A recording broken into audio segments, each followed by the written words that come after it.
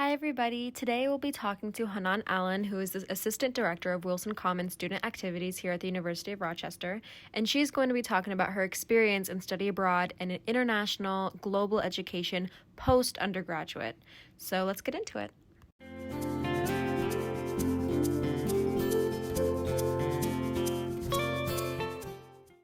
Hello everyone, my name is Hanan Allen and I'm a current Assistant Director here at U of R working in Wilson Commons Student Activities.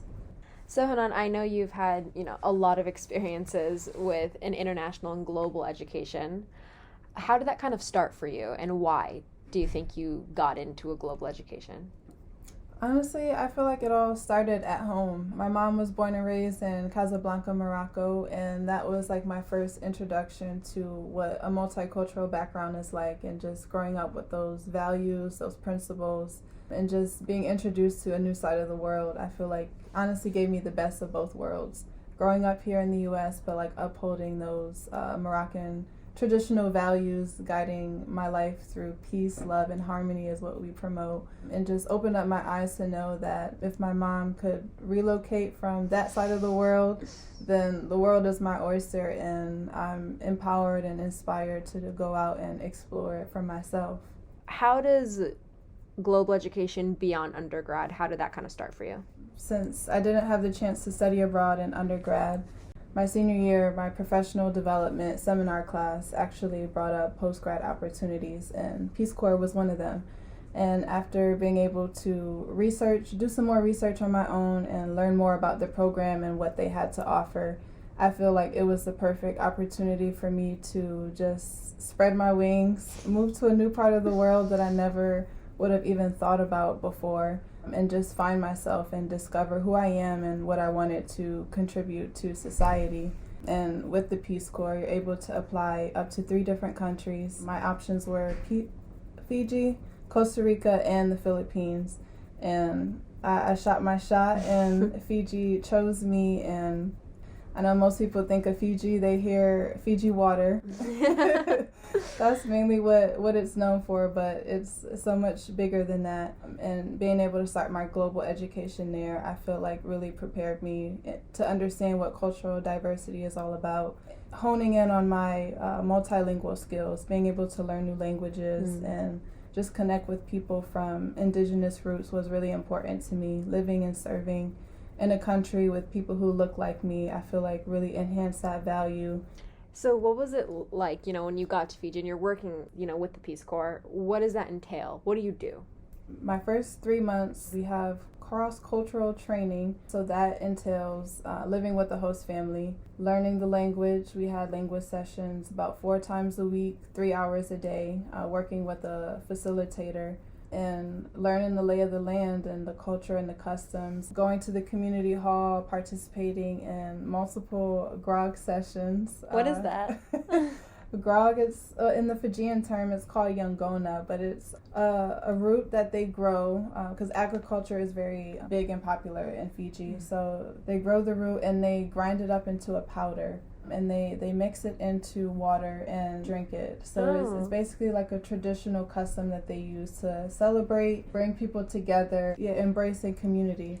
It has a weird side effect of like numbing your tongue, which was like kind of interesting to So is it like indulge in. Only for celebration purposes?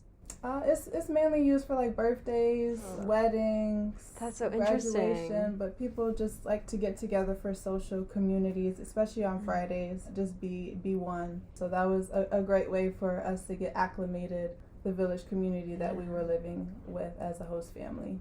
For people who are going on immersion programs or staying with host families, learning the language, do you have any tips on how to be properly immersed or how to push yourself outside your comfort zone within that time?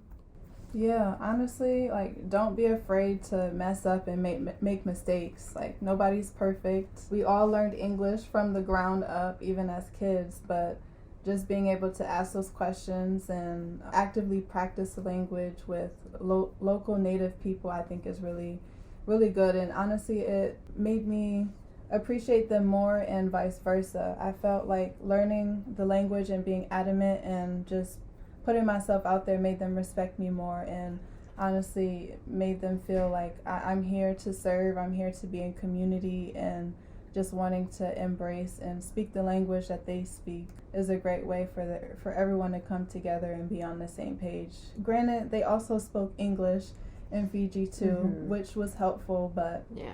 Living there for 2 years, being able to go to the market and speak in the native tongue is a great way for other people to see you as one of them. Even as an American volunteer, being able to speak the language definitely had its benefits and allowed people to see me as their family.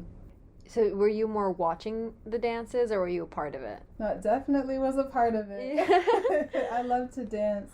And being on the dance team in college and undergrad allowed me to really explore that hobby and just have a love and appreciation for music. So I wasn't shy. As we all got to know each other and got more comfortable like with our host family, our host villages, it became second nature, and they loved having us commemorate in those memories, and just being able to enjoy those moments with them was special. You have 2 months to kind of be with your host family and immerse yourself. What happens after that? After that, we have our graduation ceremony, and we're officially sworn in as Peace Corps volunteers because during the first 2 months, we're considered trainees. So once you're official Peace Corps volunteer, you get your site placement, and then you get sworn off and moved into your permanent site, and different volunteers get different sites. They can either be rural or urban. I got assigned a rural village, a community of about 350 people, roughly like 50 houses. And the volunteer that was closest to me, she was about an hour away by bus. So they have us scattered out. Some volunteers were posted in outer islands as well, which is so many comprised throughout the country of Fiji. When you look at it on the map, it's literally like a geographical dot right next to Australia and New Zealand. Very small, but very big at heart. I don't know, I can't remember off the top of my head how many outer islands, but if I was to guess, about maybe 30. That's a lot. Yeah, so you get around by boat or bus. Those are your two options. Some of them allow you to fly, but not everywhere, because some places are very remote and isolated in the middle of the Pacific. Some volunteers are really out there, and you wouldn't see them for months until we would come back for our training, workshops, and conferences.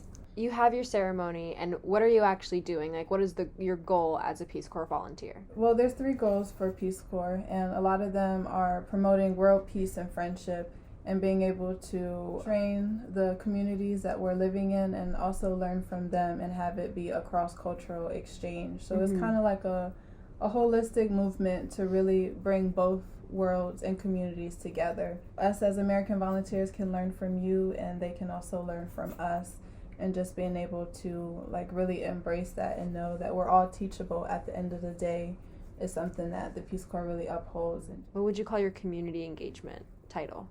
We were classified as like community youth empowerment volunteer, so we were a part of that sector. And what did you specifically do? Like, what was your personal experience, working in your remote village? My personal experience was working half-time at the local primary school, K through 8, teaching life skills, and the other half of my time was spent working in the community doing different development projects. K through 8 in a totally different country is quite a responsibility. How did that feel? How did you handle it? How did you get acclimated with the kids?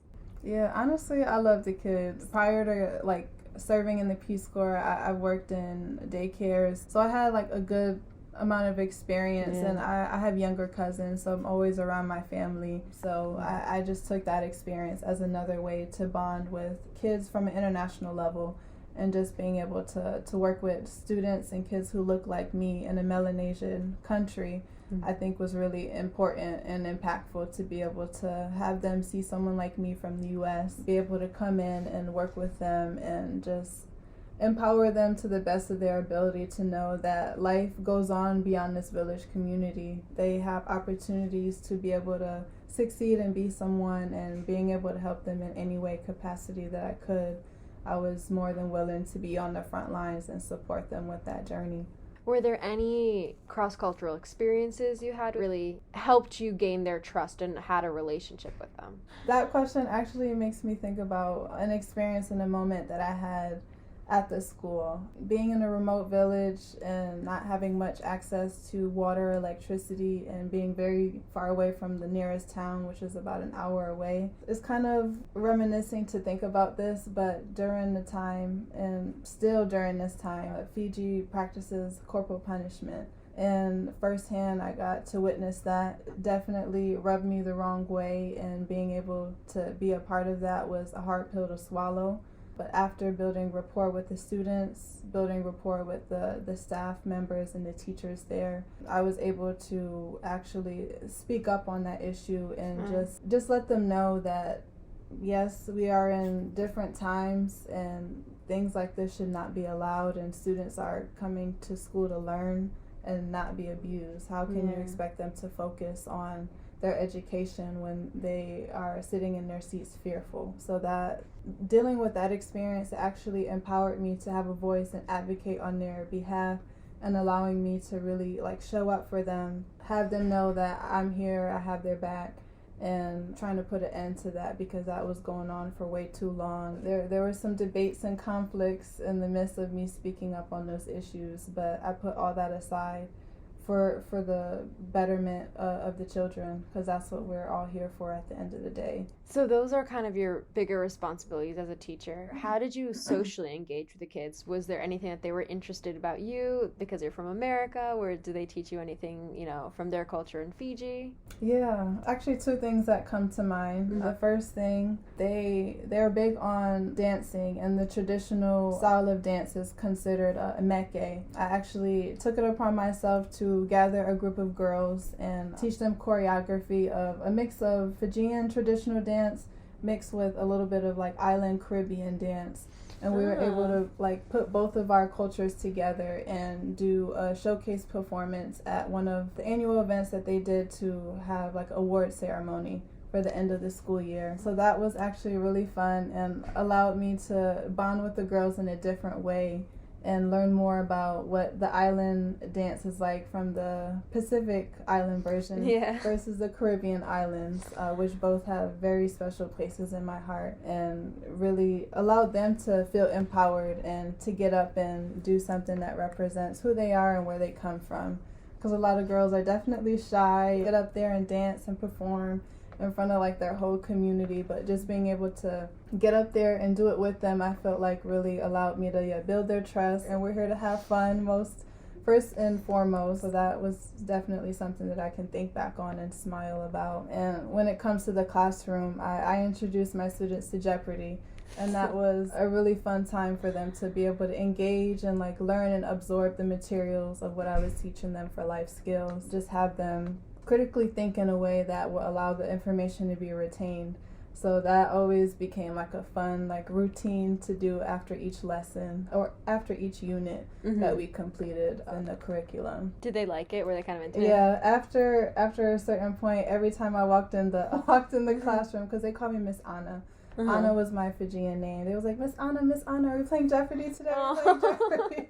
So it just let me know that introducing these new things to them were being received well. They enjoyed having me as their teacher, given that I had no prior teaching experience before coming to Fiji. So that really allowed me to just get outside of my comfort zone, work on my public speaking skills, and just keep bonding with the youth and building those authentic relationships with them. Sounds like an incredible experience. How long were you there for? I was there for 2 years and 3 months, so it's definitely a commitment. Did this affect what you did after the Peace Corps, what you went into in education, how you handled yourself personally? How did these 2 years and 3 months really affect you after? Yeah, it really was a wholesome and holistic experience for me, just being able to be out in a new place that I've never discovered before. And thinking about who I am and what I wanted to contribute to society. Very blessed and honored to have accepted a fellowship after my year of service and pursuing my graduate degree and having that fully funded. So being able to have those opportunities because of programs like the Peace Corps, I feel really empowered me and motivated me to want to get back into education and pursue my master's in public administration. And with the work that I did with the community and the youth, it motivated me to want to pursue a concentration in community development and keep building on that international education piece and taking it back to community at the end of the day, because that's something that I feel like I thrive in personally and professionally. It really taught me what it's like to have that community on a higher education level and working at a college campus.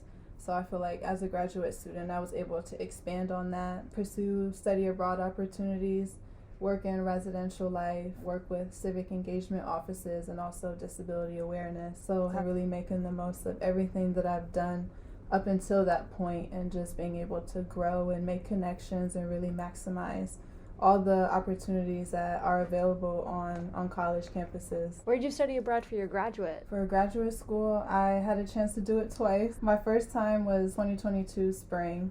I had a chance to go to Germany, and that was an amazing experience. During the time I was there, my younger brother actually was living there playing football, German football league. So link up with my brother and actually watch one of his games live and be in the stands cheering him on, which was a very milestone moment, and really made the experience of being able to study in Germany feel like I was there at the perfect time to be able to have it align with my brother and all the amazing work that he was doing on and off the field. Was this study abroad experience, did you stay with a host family? Was it a bit immersive, or was it a little bit more independent? No, it was actually a group. So It was a group of us, a mixture of graduate students and undergraduate students. Right. So it was more different compared to like the undergrad experience, and it was more so aligned with like graffiti art tours that we were able to take advantage of. We spoke with a lot of community organizers and got to tour Berlin, Hamburg, and Cologne, and really like see different parts of the country and learn more about like their urban gentrification and take public transportation. And that was my first introduction to Europe, so it was really interesting to learn all that in one go, but I'm definitely grateful I had a chance to go there. Is there anything you remember learning about German infrastructure which you really wish you could implement into like American infrastructure? The graffiti art was very expressive, and they really emphasized like freedom of speech. Some things I could see were definitely controversial, but I love that they were empowered and encouraged to express themselves creatively through graffiti art, and just being able to uphold those opinions, those rights, and just stand up for what they believed in, I felt was really powerful. And I don't really see that exercise here in the U.S., or not to that same degree. So that was really just like an eyebrow raiser. Like I remember like graffiti art being displayed about Putin. There were definitely some comments made about him, but it was just like funny in like that comical way, critique comedy, and see that this is accepted here, and whether people like it or not, it's here, and we're here to observe and learn something from it too at the end of the day, and just be led with the open mind when it comes to that, and just know that we're all here to live and serve a purpose. And I feel like that was really empowering to see in Europe overall, and just people being very liberal, progressive, and just open in that way. Yeah, their public transportation system. Very jealous. It was amazing. We literally got like a €9 monthly pass during the time that we were there to just travel anywhere in the country within Germany. And I was just like, wow, US needs to take several notes. Because you're not going to catch that over here. So clean. It was way more efficient. It ran on time, and it's normalized there. A lot of people rely on public transportation, and it's a good public service that's actually utilized for the public good. So being able to put ourselves out there, learn the public transportation system during our time abroad was really helpful, and just be able to navigate on our own. Getting on the tram with like the language barrier, it didn't even matter. As long as you knew how to read and navigate, you'll be fine. Do you have anything you'd like to say for undergrads who are thinking about, or perhaps a bit scared of, opportunities beyond undergrad for a global education? Yeah, honestly, the world is your oyster. One life principle that I truly live by and firmly believe in is that education is the gateway to a world of infinite opportunities. When I was in undergrad, trust me, I had no idea I was going to be living in Fiji for 2 years. Granted, transitioning on to graduate school, and from there studying abroad in Germany and Paraguay. So just really like keeping your mind open to new possibilities and just living life with an open mind and an open heart to know that there's more than just the 585, there's more than just Rochester. And being born and raised here, I'm grateful that I had experiences internationally and also out of state for college to really be able to spread my wings, branch out, and gain that sense of independence, to be able to find my own level of community and just mingle with people who share common interests and also learn from new people and gain new language skills and try new food and just put myself out there and just be vulnerable and embracing all of that. I feel like global education molds and produces great humans. Traveling is definitely not for everybody, but to what you can allow and share space for it, I feel like it's highly encouraged to be able to just grow in different ways and just see new things and really just make the most of the life that we have, because every day is not guaranteed, so never take that for granted. Thank you so much. Do you have anything from, any of your multitude of experiences that we didn't touch on that you'd like to talk about, or any last words? Yeah, I just want to share a level of gratitude to my support system and all the people in my life that have molded me up until this point, from youth to young adulthood, and just being able to be guided in that way and supported and encouraged to just get out and try new things. I feel like also gave me the confidence and the willpower to want to do that, from advisors to mentors, my family and my friends, and just now working here at U of R, working with all the multicultural student orgs, just being able to share my story and motivate and empower them to get out there and see the world as well, and hopefully inspire one or many students, no matter what the range is, and just being able to take those memories with me and just sit in that solitude and gratitude for sure, to know that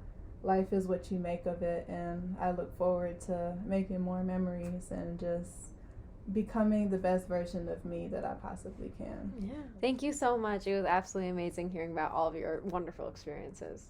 Thank you, Anna.